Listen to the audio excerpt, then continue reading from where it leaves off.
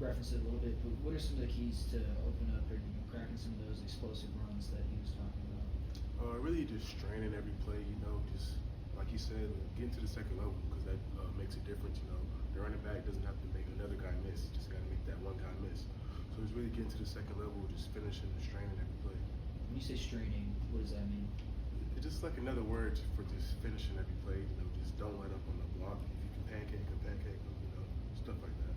You can't have a ton of contact in practice, so how do you kind of perfect that in a practice setting? Honestly, I feel like we have contact practice. It doesn't matter if it's shells, full pads. In the trenches, it's the same thing.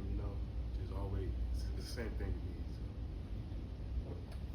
With Joel's, how do you go about as a line building a relationship with a running back? How do you guys kind of work that? Ever since he got here, me and Joel's have been cool.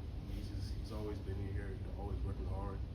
You've seen it from spring ball. He's starting to just elevate up, and I feel like he's a great back that we have. We like him. Is it different blocking for him versus blocking for a guy like that who maybe is crazy fast? They both can make some crazy plays. So, whoever's back there, they all have the potential to make that big play. This offense under Cade Bell's been talked a lot about. Obviously, they want to go fast, play with tempo. Do you feel like through the first 3 games you guys have played as fast as you could, or you still feel like there's some room to grow in that area? I feel like there's always some room to grow in there. We can always pick it up some. So I feel like just practicing more. Just honing in on it a little more. I'll make us pick it up.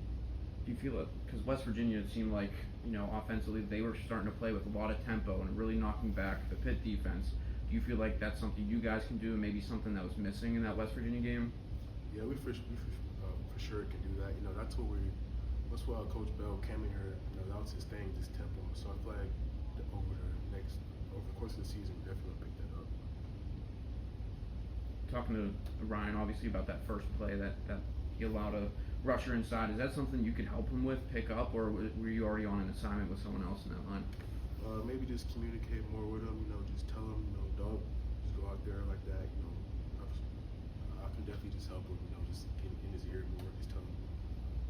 What's the solution to some of the penalties that you guys had? A lot of them last week, a lot of them in the red zone. How do you go about correcting those? Like Bear said, we just gotta lock in. Holding on little details. Those things matter. Those things get you beat. Ryan mentioned the 24-hour rule. How's the bounce back been with the group after that game? Since the bye week, we kind of know that shouldn't have happened. So we just gotta keep working, locking in. Just finishing every play, just doing the extra things that can help us win.